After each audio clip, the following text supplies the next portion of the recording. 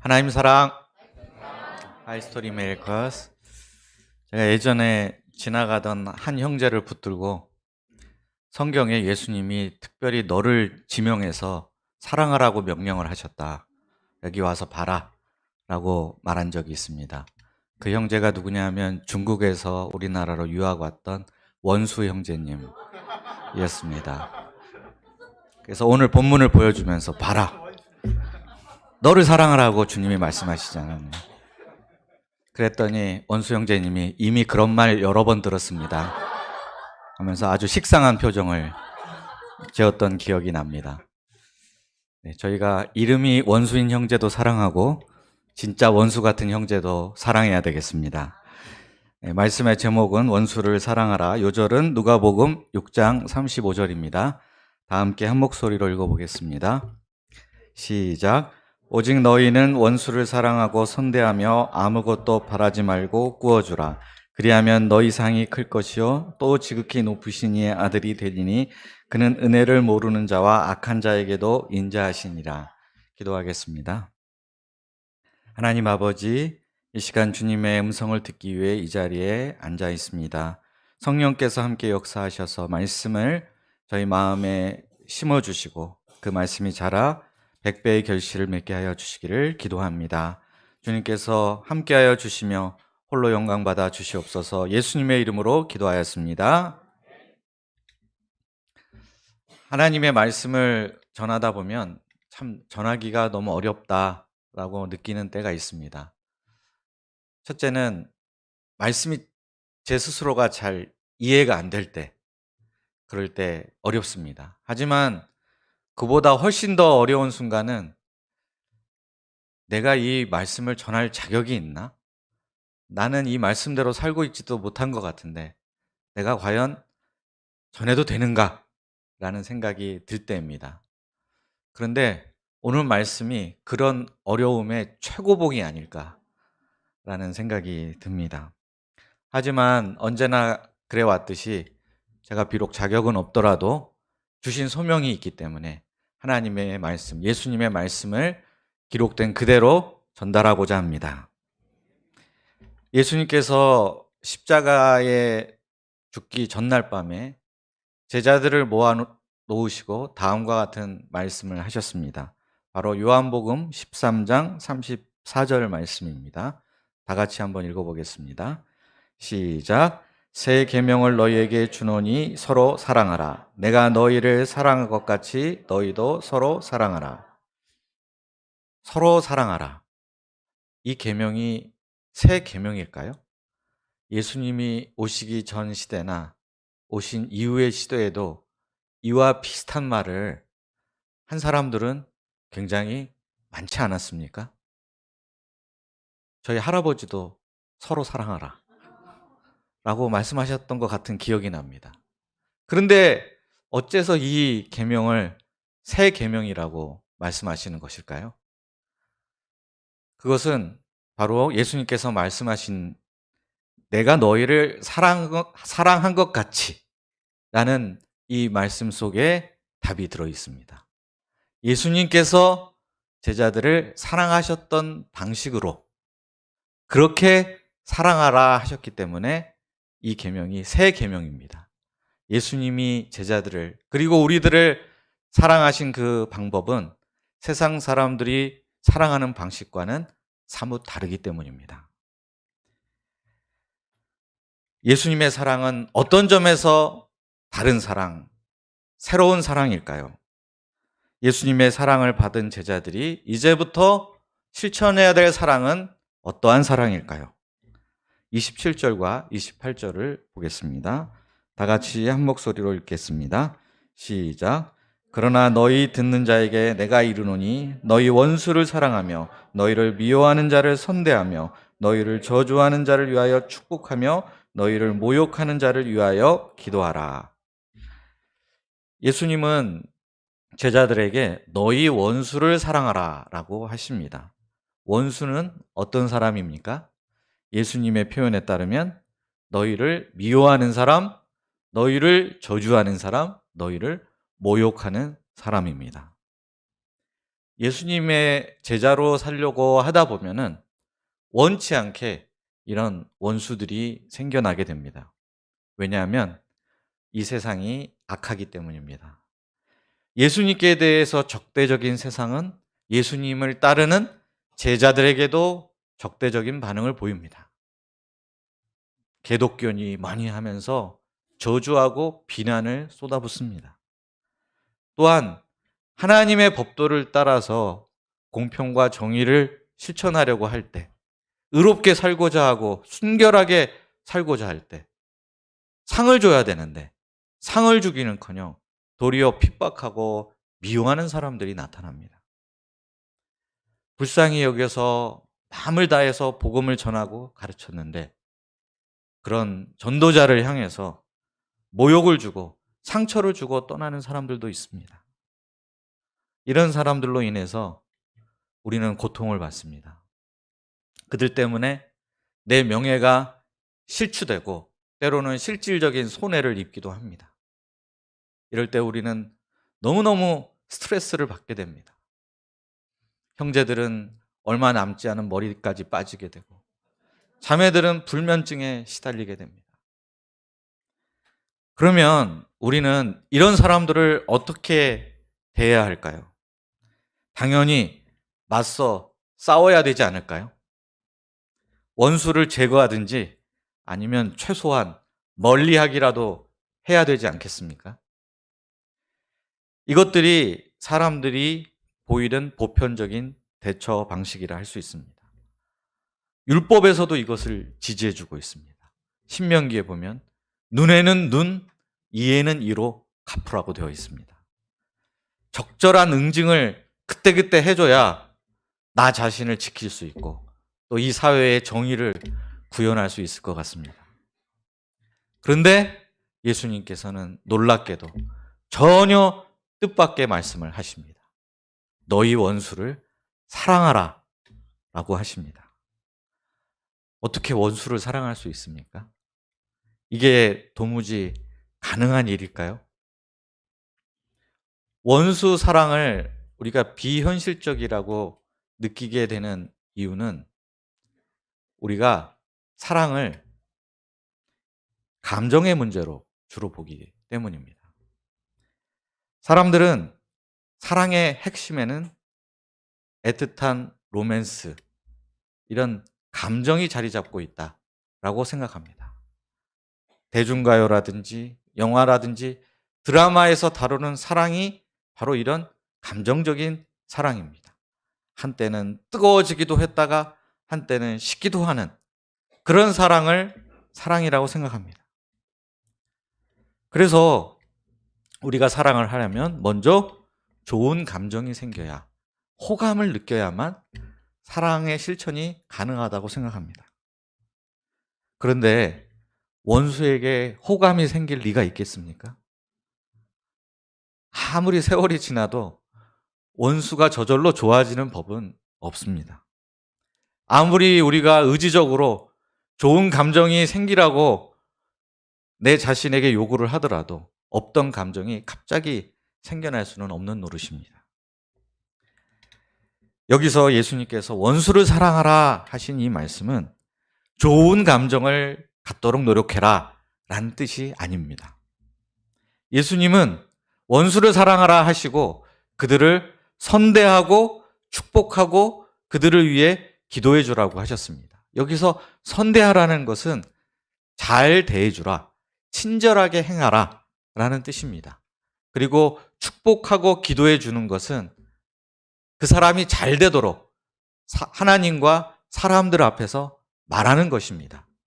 결국 예수님께서 우리에게 원하시는 것은 호감을 갖도록 노력하라는 것이 아니라, 비록 그 사람이 전혀 호감이 가지 않는다 하더라도 사랑할 때 나오는 행동, 또 사랑하는 사람에게 하는 말을 하도록 노력해봐라 라는 뜻입니다.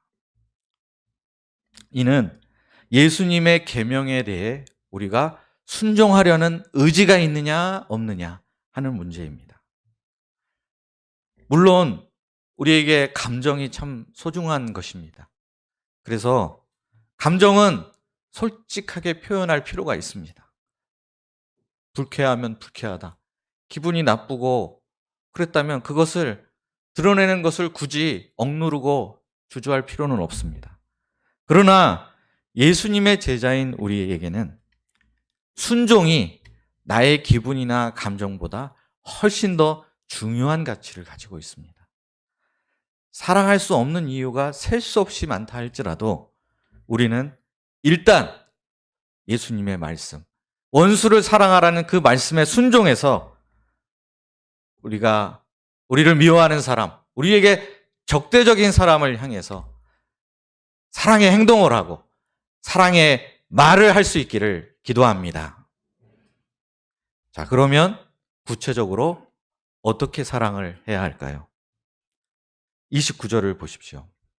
29절도 함께 읽어보도록 하겠습니다. 네, 시작. 너의 입밤을 치는 자에게 저 뺨도 돌려대며 내 겉옷을 빼앗는 자에게 속옷도 거절하지 말라. 뺨을 맞아 보셨나요? 저는 역시 고등학교 때 선생님들에게 늘 그렇듯이 뺨도 맞아봤습니다. 근데 뺨을 맞아보니까 생각보다 별로 아프지는 않았습니다. 그런데 그 많은 사람들 앞에서 뺨을 맞았다는 사실 자체가 너무 수치스럽고 모욕적이라고 느꼈습니다. 예수님의 이 말씀은 뺨을 맞았을 때 다른 쪽 뺨도 문자 그대로 갖다 돌려대라 라는 뜻은 아닙니다. 꼭 반항하는 것처럼 보이지 않습니까?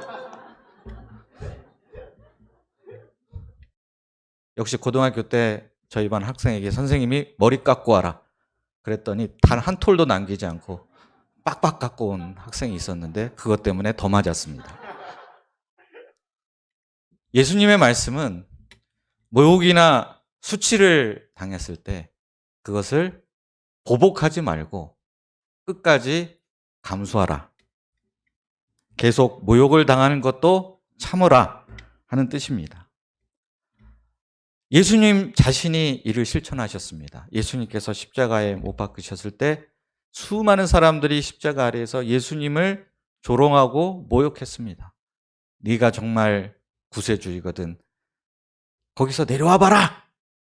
라고 조롱을 했습니다. 그때 예수님께서는 천군 천사를 동원해서 단숨에 그들을 얼마든지 쓸어버리실 수 있으셨습니다. 그러나 예수님께서는 그렇게 하지 않으시고 대신 오히려 그들을 위해서 저들의 죄를 사하여 주옵소서라고 기도하셨습니다. 예수님의 제자들도 마찬가지였습니다. 사도행전을 보십시오. 사도들이 복음을 전하다가 얼마나 많은 고난을 겪었습니까? 매맞기도 하고 잡혀가기도 하고 애매한 고난을 당할 때 그들은 반항하지 않았습니다. 복수하지 않았습니다. 계속해서 묵묵히 그 모욕을 감내하면서 복음 전하기에 힘썼습니다. 모욕을 참는 것, 이것이 예수님께서 말씀하시는 원수 사랑의 구체적인 모습입니다. 다음으로 겉옷을 빼앗는 자에게는 속옷도 거절하지 말라는 말씀은 오늘 우리에게는 조금 이해가 어려운 말씀입니다. 왜냐하면 우리는 겉옷이 여러 벌 되기 때문입니다. 하지만 당시 유대인들 중에는 단 한 벌의 겉옷만 가지고 있는 사람들이 아주 많았습니다. 그리고 밤이 되면 그 겉옷을 이불로 사용을 했습니다. 그러니 단 한 벌뿐이고 이불 역할까지 하는 이 겉옷을 누가 가져가 본다면 어떻게 해야 되겠습니까? 당장에 그 사람을 쫓아가서 내 건데 왜 가져가? 하면서 도로 찾아와야 되지 않겠습니까? 그러나 예수님께서는 그런 사람에게 겉옷을 줄 뿐만 아니라 속옷까지도 내어주라고 하십니다. 그리고 이것을 일반화하셔서 이렇게 30절에서 말씀하십니다. 같이 읽겠습니다. 시작. 내게 구하는 자에게 주며 내 것을 가져가는 자에게 다시 달라 하지 말며. 예수님은 우리에게서 빌려가든 가져가든 누군가 너의 소유를 가져가면 다시 찾으려 하지 말라고 하십니다. 이 역시 예수님께서 직접 실천하신 말씀입니다. 예수님은 십자가에서 우리 죄 많은 사람들의 그 수치를 덮기 위해서 겉옷은 물론이요 속옷까지 다 내어주시고 벌거벗은 채 십자가 위에 달리셨습니다.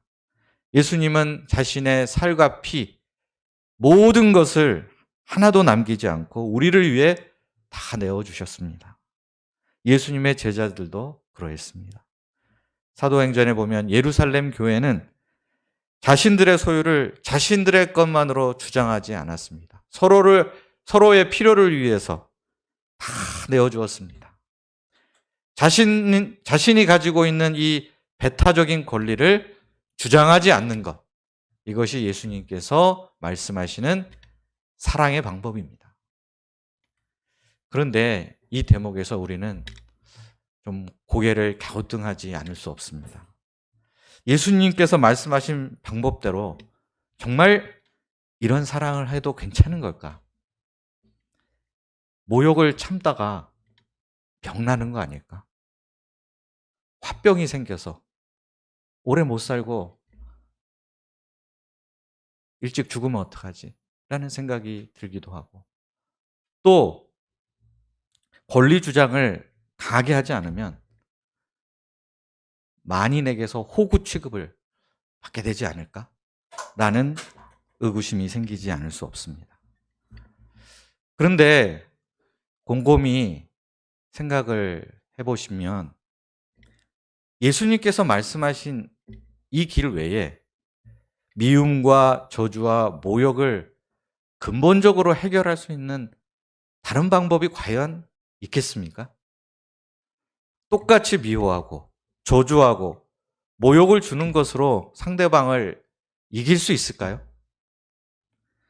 해결되기는커녕 미움이 더 큰 미움을 낳고 복수가 더 큰 복수를 낳는 이 악순환의 고리에 계속해서 휘말릴 수밖에 없을 것입니다. 스타워즈라는 영화에서 다크포스가 나옵니다. 어둠의 힘. 근데 이 다크포스가 제다이의 기사들을 타락시키는 방법이 바로 이런 방법입니다. 어둠의 힘은 제다이 기사가 가장 사랑하는 그 누군가를 죽이고 생명을 앗아갑니다. 그러면 이 제다이 기사는 복수에 눈이 멀어서 닥치는 대로 사륙을 벌이기 시작합니다.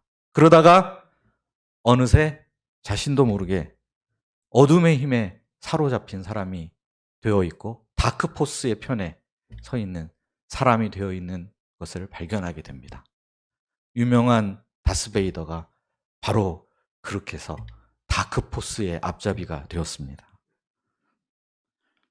결국 이 스타워즈라는 시리즈에서 최후의 운운자, 최후의 승자는 복수에 성공한 사람이 결코 아닙니다. 복수를 포기하고 자기를 희생하려고 한 사람, 그 사람이 최후의 승자가 되어 있습니다. 이 대본을 쓴 사람이 성경을 좀 아는 사람인 것 같습니다.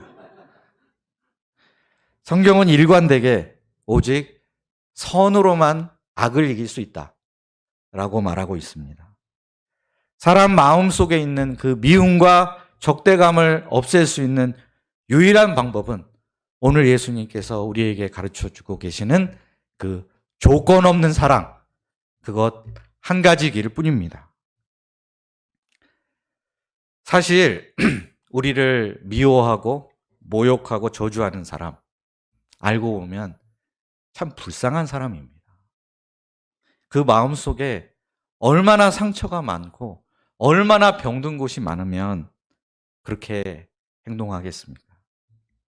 이런 사람에게 우리가 반격을 가하면 그 사람도 자기 보호 본능이 있기 때문에 더 격하게 재반격을 해올 것이 분명합니다. 그런데 우리가 반격을 해올 줄 알았는데 반격하기는커녕 도리어 더 잘해주고 친절하게 해주고 축복해주고 기도해주면 어떻게 될까요? 처음에는 의심할 것입니다. 이 인간이 무슨 꿍꿍이 속에 있어서 나한테 이렇게 잘해주지? 나의 긴장을 풀어놓게 한 다음에 그 순간에 나에게 결정타를 먹이려고 이러는 건가 하면서 처음에는 의심을 할 것입니다. 하지만 계속해서 사랑을 실천하게 되면 그 냉담했던 마음이 서서히 조금씩 풀리게 될 것입니다. 그리고 굳게 닫혀있던 그 마음의 문이 어느 순간에는 열리게 되는 때가 오게 될 것입니다.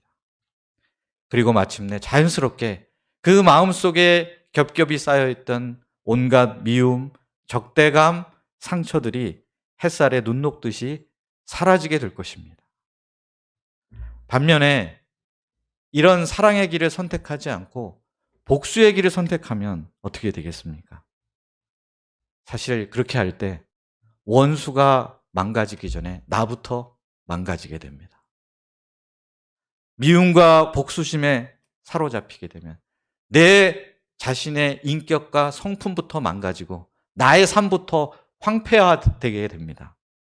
그러면 그때 제일 좋아할 사람, 즐거워할 사람이 누구일까요? 원수가 제일 좋아할 겁니다. 결국 미움과 적개심에 사로잡혀서 복수하려는 것은 원수를 즐겁게 하는 일, 원수를 유익하게 하는 일뿐입니다. 나 자신을 지키려면 우리는 계속해서 사랑하기를 멈추지 말아야 합니다. 최고의 복수가 무엇일까요? 최고의 복수는 사랑으로 항복시키는 것입니다. 원수가 완전히 무장 해제될 때까지 섬김의 폭탄, 사랑의 폭탄을 적진에 마구마구 투하시키는 것입니다. 이것이야말로 우리가 진정 이기는 길, 루저가 아니라 위너가 되는 길입니다. 예수님은 지금까지 말씀하신 사랑의 방법을 다음과 같이 포괄적으로 정리해 주십니다. 31절 말씀입니다. 같이 한번 읽어보겠습니다. 시작. 남에게 대접을 받고자 하는 대로 너희도 남을 대접하라. 사람들이 많이 알고 있는 황금률입니다. 많은 철학자들이 비슷한 말을 했습니다. 세네카는 남에게 호의를 입은 만큼 그만큼 되돌려주라 라는 말을 했습니다. 그리고 공자는 내가 원하지 않는 일을 다른 사람에게도 행하지 말라라고 했습니다. 비슷한 것 같은데 예수님의 이 말씀은 다릅니다. 예수님이 원하시는 것은 더 적극적이고 긍정적인 사랑의 표현입니다. 주님은 우리가 받기 전에 먼저 대접하고 폐를 끼치지 않는 것을 넘어서서 적극적으로 상대방의 유익을 구하도록 하십니다. 남에게 어떤 대접을 받기를 원하십니까? 저는 다른 사람이 저에게 좀 관대하기를 바랍니다. 질책하지 말고 좀 깊이 이해를 해줬으면, 이런 마음이 늘 있습니다. 제가 뭔가 좀 실수하고 잘못하는 일이 있더라도 상대방이 와서 괜찮습니다 라고 말해 주었으면 좋겠습니다.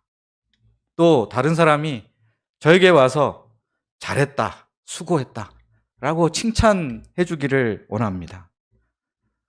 제가 예전에 가끔 메시지를 전할 때는 메시지 후에 은혜 받았습니다, 감사합니다 하는 분이 계셨는데 요즘은 매주 전화해서 그런지 아무도 없습니다. 그래서 좀 아쉽다라는 생각이 들 때도 있습니다. 또한 나의 필요를 내가 굳이 먼저 말하지 않아도 누군가 알아서 좀 척척 좀 이렇게 와서 채워주었으면 하는 바람도 있습니다. 그런데 예수님께서는 네가 바라고 원하는 그것을 다른 사람에게 먼저 해라 라고 말씀하십니다. 남에게 피해를 주지 않을 정도로 그렇게 소극적으로 대하지 말고 사람들이 예상하고 기대하는 수준을 뛰어넘어서 적극적으로 베풀고 섬기고 사랑해라 라고 말씀하십니다. 이것이 예수님이 제자들에게 주신 사랑의 새로운 기준, 뉴 노멀입니다. 문제는 이 사랑의 기준을 어떤 사람을 대상으로 적용하는가 하는 문제입니다. 대상에 따라서 우리는 적극적인 사랑을 할 수도 있고 안 할 수도 있습니다. 이 적극적인 사랑을 하는 대상은 1차적으로 자기 자신이 있습니다. 우린 나 자신에 대해서 굉장히 적극적인 사랑을 합니다. 남에게는 그렇게 까탈스러운 사람도 자기 자신에게는 굉장히 관대합니다. 그럴 수 있지, 사람이. 항상 자기 자신에게는 이렇게 봐주고 용서를 쉽게 합니다. 또한 범죄자라 할지라도 자기 자녀만은 끔찍하게 사랑을 합니다. 소설 대부, 영화도 있지만 원래는 소설이었습니다. 그 대부라는 소설에 보면 이탈리아 마피아의 두목 비토 콜레오레가 등장을 합니다. 그는 수많은 사람들을 살해한 아주 잔인한 악당인데 아들인 마이클이 자신의 뒤를 이어서 마피아 두목이 되는 것을 결코 원하지 않습니다. 그래서 그걸 말리려고 오만 가지 방법을 다 씁니다. 왜 그렇게 했습니까? 마이클을 너무나 사랑하기 때문에. 그래도 너만은 나처럼 되지 말고 사람들에게 존경받고 인정받는 떳떳한 사람이 되기를 바랬기 때문입니다. 그런데 기어이 마이클은 두목이 됩니다. 그게 대부 1, 2, 3편의 전부 공통된 주제입니다. 그 두목 되지 말라고 하는데 기어이 두목이 되는 자식들 때문에 고통받는 부모들, 이 이야기가 대부의 스토리라고 할 수 있습니다. 사랑의 대상이 나 자신이거나 자녀라면 우리는 어느 정도 적극적인 사랑을 할 수 있습니다. 예수님께서 말씀하시는 사랑이 이런 종류의 사랑이라면 사실 이 세상의 사랑과 별로 크게 차이 날 것이 없습니다. 그러나 예수님께서 말씀하시는 사랑은 그 대상이 세상이 말하는 사랑과는 큰 차이가 있습니다. 32절부터 34절을 보십시오. 여기서 예수님께서는 참된 제자와 그렇지 않은 죄인들을 구별하고 계십니다. 여기서 죄인들이란 구체적인 죄를 지은 사람이라기보다는 하나님의 백성이 포함되지 않은 사람들을 가리킨다고 볼 수 있습니다. 당시 유대인들은 하나님의 백성이라는 자부심이 있었습니다. 그런데 그들은 이웃을 사랑하라는 율법을 잘 알고 있었고 또 그 율법을 실천하고자 하긴 했습니다. 문제는 그 이웃의 범위였습니다.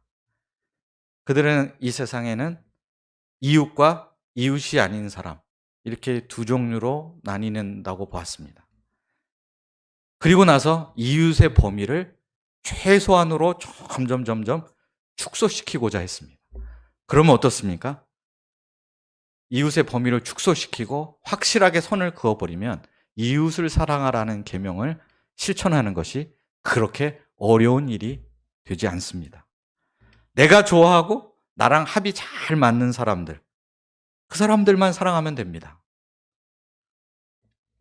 유대인들뿐만 아니라 거의 모든 사람들이 사랑할 사람의 범위를 정하고 선을 긋는 일을 합니다.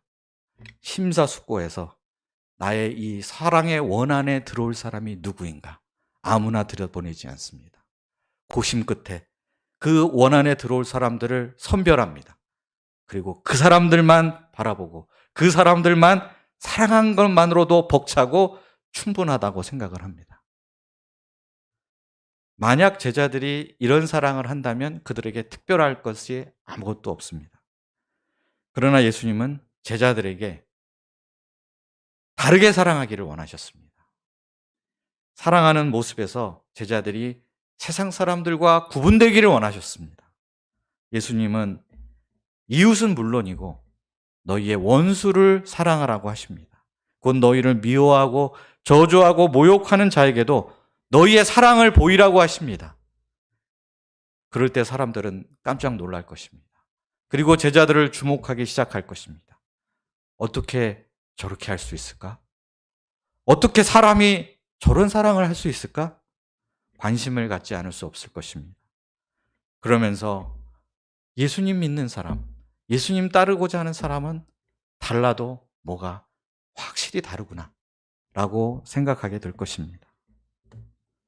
만약 내 주위에 나를 사랑해주는 사람, 나에게 잘 대해주는 사람, 믿을 만한 사람만 있다고 가정해 보십시오. 그러면 예수님처럼 사랑하는 게 그렇게까지 어려운 일은 아닐 것입니다. 한 스텝 목사님이 함께 순회 교육을 받던 목사님들과 함께 장막 생활했던 시절을 평생 잊을 수 없다고 말씀하시는 것을 들은 적이 있습니다. 그때 함께 장막 생활했던 스텝 목자님들이 서로 자기가 먼저 섬기겠다고 치열한 경쟁을 벌였다고 합니다. 방을 청소해야 되는데 내가 걸레질을 하겠다고 걸레를 서로 막 뺏어가느라고 누가 걸레질 할 것인가를 결정하느라고 시간이 한참 걸렸다고 합니다. 그래서 그때 이 목자님은 천국이 있다면 여기가 천국이 아닌가라고 생각했다고 합니다. 그런데 이런 일은 극히 예외적이고 매우 일시적인 현상입니다. 대부분의 경우는 먼저 섬기려 하면 그냥 네가 계속해서 섬겨라 라는 반응이 나옵니다. 흔히 하는 이런 말이 있지 않습니까? 사람들은 호의가 계속되면 권리인 줄 안다. 요즘 이걸 약간 비틀어서 호의가 계속되면 둘리인 줄 안다. 이런 말도 있다고 합니다. 이렇게 한번 섬기면 어쩌다 섬김을 쉬려고 하면 주위에서 막 뭐라고 합니다. 왜 이번엔 안 섬기냐? 그러면서 화를 냅니다. 이런 적반하장이 어디 있습니까? 사랑하기, 섬기기 경쟁을 하는 것이 아니라 내 것 챙기기 경쟁을 하게 됩니다. 서로 걸레질을 안 하겠다고 싸우느라고 결국에는 누가 걸레질을 할 것인가 결정하는데 시간이 똑같이 오래 걸리게 됩니다. 이런 환경 속에서는 사랑하는 것이 너무 어렵고 힘이 듭니다. 왜 그렇습니까? 사랑하는 나만 손해볼 것이 뻔하기 때문입니다. 이렇게 어려운데 그래도 사랑해야 될까요? 꼭 그래야 되나요? 네, 그래야 됩니다. 그 이유가 무엇입니까? 35절 상반절을 보십시오. 상이 클 것이요까지입니다. 함께 읽겠습니다. 시작. 오직 너희는 원수를 사랑하고 선대하며 아무것도 바라지 말고 꾸어주라. 그리하면 너희 상이 클 것이요. 예수님은 그리하면 너희 상이 클 것이요 라고 말씀하십니다. 우리가 사랑하기 어려운 이유가 손해볼 것 같은 두려움 때문이라고 말씀을 드렸습니다. 저 사람은 아무리 사랑을 줘봐야 밑빠진 독에 물붓기 같아서 절대 나에게 보답할 것 같지 않은 사람이기 때문에 사랑하기가 어려운 것입니다. 그러나 사랑은 반드시 보상을 받습니다. 결코 일방적으로 손해보는 법이 없습니다. 내가 사랑을 베푼 그 사람이 나에게 갚지 못한다 하더라도 하나님께서 반드시 우리가 베푼 사랑에 보답해 주시고 상을 주실 것이기 때문입니다.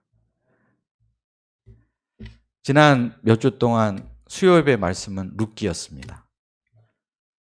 룻은 시어머니인 나오미에게 자비를 베풀었습니다. 헤세드를 베풀었습니다. 그래서 나오미가 룻에게 어떠한 보답을 해 주었나요? 나오미는 아무런 보답을 한 능력이 없는 사람이었습니다. 그럼에도 불구하고 룻은 나오미에게 헤세드를 베풀었습니다. 그런데 대신 보아스가 룻에게 헤세드를 베풀었습니다. 룻의 자비를 보신 하나님께서 이 세상을 통치하시고 섭리하시는 하나님께서 나오미 대신 보아스를 보내셔서 룻에게 자비를 베풀도록 인도하셨기 때문입니다. 그녀의 자비를 갚아주시되 넘치도록 갚아주셔서 다윗의 증조 할머니가 되게 하셨습니다. 이처럼 우리가 베푼 사랑이 땅에서 보상을 받기도 하지만 또 항상 그런 것만은 아닙니다. 그렇다라 할지라도 손해는 아닙니다. 왜냐하면 궁극적으로 우리는 하나님 나라에서, 하늘나라에서 하나님으로부터 칭찬받고 큰 상을 받게 될 것이기 때문입니다. 그런데 예수님의 제자가 사랑을 실천해야 될 더 큰 이유가 있습니다. 35절 하반절을 보십시오. 또 지극히부터입니다. 함께 읽겠습니다. 시작. 또 지극히 높으신 이의 아들이 되리니 그는 은혜를 모르는 자와 악한 자에게도 인자하시니라. 예수님은 제자들을 향해서 지극히 높으신 아들이 바로 너희들이다. 즉 하나님의 자녀가 너희들이다 라고 말씀하고 계십니다. 작년에 개그맨 남희석 씨의 11대 할아버지인 유학자 남구만 씨의 초상화가 화제가 된 적이 있습니다. 남희석 씨의 얼굴이 좀 개성적이지 않습니까? 이렇게 눈도 조그맣고 약간 주름도 이렇게 굵은 주름이 진 개성적인 얼굴인데 그 11대 위 할아버지인 남구만 선생님의 초상화가 남희석 씨와 꼭 빼닮아 있었습니다. 눈 조그맣고 뭐 이렇게 생긴 그런 초상화가 있었습니다. 이것을 보고 많은 사람들이 유전자는 위대하다. 11대를 거쳤는데도 어떻게 얼굴이 저렇게 닮을 수가 있는가? 라고 말을 했습니다. 이처럼 아들은 아버지의 외모와 성격, 여러 가지 속성을 담고 공유하기 마련입니다. 그러면 우리의 아버지 되시는 하나님은 어떤 속성을 가지신 분입니까? 하나님은 은혜를 모르는 자와 악한 자에게도 인자하신 분이라 라고 말씀하십니다. 하나님은 이 땅의 모든 사람들에게 이미 은혜를 베풀고 계십니다. 하나님 없이 살 수 있는 사람은 아무도 없습니다. 단지 그것을 인정하는 사람이 있고 인정하지 않는 사람이 있을 뿐입니다. 하나님을 인정하지 않는 사람, 하나님의 은혜를 모르고 감사치 않는 사람에 대해서 하나님께서 그런데 당장에 천벌을 내리시지 않습니다. 하나님은 오래 참으시고 또 참으십니다. 아담과 하와가 범죄했을 때 그 즉시 그들을 죽이지 않으셨습니다. 이스라엘이 오랜 세월 동안 우상 숭배를 했지만 하나님께서는 그들과 맺은 언약에 끝까지 신실하셨습니다. 우리는 내가 뭔가 잘한 것 같은데 그에 대한 대가가 돌아오지 않을 때 하나님께서 좀 불공평한 분이 아니신가? 라는 말을 하며 투덜댈 때가 있습니다. 그런데 정말 하나님께서 공평하신 분이라면 이 세상이 어떻게 되었을까요? 하나님께로 행한 대로 그대로 갚아주시는 공평하신 분이라면 이 세상이 어떻게 됐을까요? 이 세상은 지금 하나도 남아있지 않을 것입니다. 하나님은 사랑받을 아무런 조건과 자격을 갖추지 못한 이 세상을 이처럼 사랑하사 하나뿐인 아들, 독생자 예수님을 우리에게 보내어 주셨습니다. 우리는 그 사랑으로 구원받았고 그 사랑으로 하나님의 자녀로 입양이 되었습니다. 미움과 적대감, 이기심으로 가득 찼던 우리 심령에 독생자를 아끼지 아니하고 내어주신 하나님의 그 한량없으신 사랑으로 채워주셨습니다. 그러므로 이제 우리가 어떤 사람이 되어야 하겠습니까? 36절을 보십시오. 36절 마지막으로 다 함께 읽어보겠습니다. 시작. 너희 아버지의 자비로우심 같이 너희도 자비로운 자가 되라. 너희 아버지의 자비로우심 같이 너희도 자비로운 자가 되라. 이것이 바로 예수님께서 말도 안 되는 것처럼 보이는 사랑을 우리에게 요구하시는 근본적인 이유입니다. 하나님 아버지께서 자비로우신 분이기 때문에, 그리고 우리가 그분의 자비로 하나님의 자녀가 되었기 때문입니다. 우리는 성부, 성자, 성령 삼위 하나님의 사랑 가운데 사랑받기 위해, 그리고 사랑하기 위해 다시 태어난 사람들입니다. 예수님께서 하나님의 사랑이 어떠한 사랑인지를 우리에게 보여주셨듯이 이제는 우리가 우리의 삶을 통해서 하나님의 사랑과 자비가 어떠한지를 세상 사람들에게 보여줄 때입니다. 우리가 있는 그곳에서 하나님의 사랑으로 사람들을 사랑한다면 사람들은 처음에 놀라고 이상하게 여길 것입니다. 왜냐하면 자기들의 사랑하는 방식과 자기들이 사랑하는 대상과 너무나 다르기 때문입니다. 하지만 바로 그 순간이 사랑이신 하나님이 우리를 통해서 드러나시고 높임을 받으시는 순간입니다. 이것보다 더 기쁜 일, 더 영광스러운 일이 과연 우리에게 있겠습니까? 저는 오늘 예수님의 말씀이 한편으로는 참 부담스럽기도 하면서 또 한편으로는 참 감사하다라는 생각을 하게 됩니다. 예수님께서 우리에게 이런 수준 높은 사랑, 탁월한 사랑의 실천을 요구하셨다는 것은 그만큼 우리를 향한 기대와 목표가 아주 높다라는 것을 뜻하는 것입니다. 만약 예수님께서 너는 어차피 안 될 테니까 중간만 해라. 그냥 남들 사랑하는 것만큼만 사랑해라. 이렇게 만약 말씀하셨다면 굉장히 실망스럽고 섭섭했을 것 같습니다. 지금은 우리가 아직 수준이 한참 못 미친다 하더라도 예수님께서는 기필코 우리를 오늘 말씀하신 것과 같은 높은 수준의 사랑을 할 수 있는 사람으로 빚어가고자 하십니다.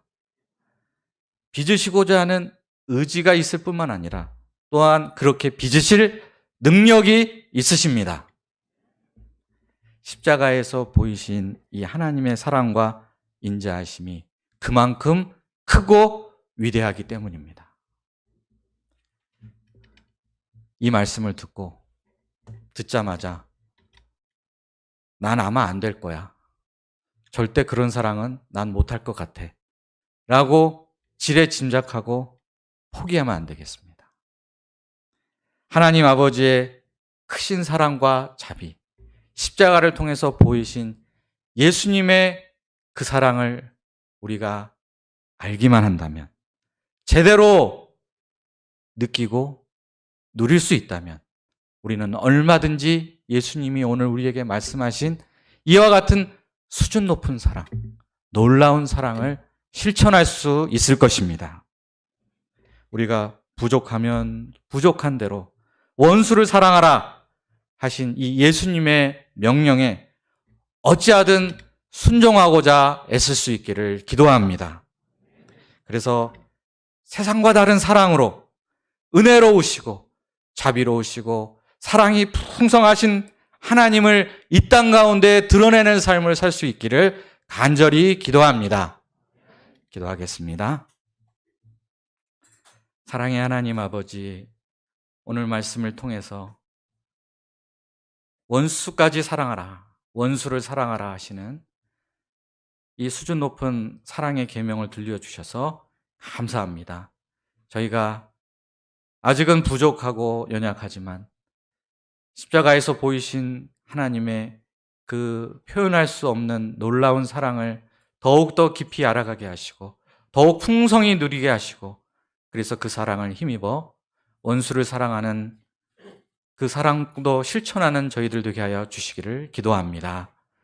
우리의 사랑의 실천을 통해서 자비하시고 인자하신 하나님을 이 세상 가운데 드러내는 복된 인생을 살게 하여 주시기를 간절히 기도합니다. 예수님의 이름으로 기도하였습니다.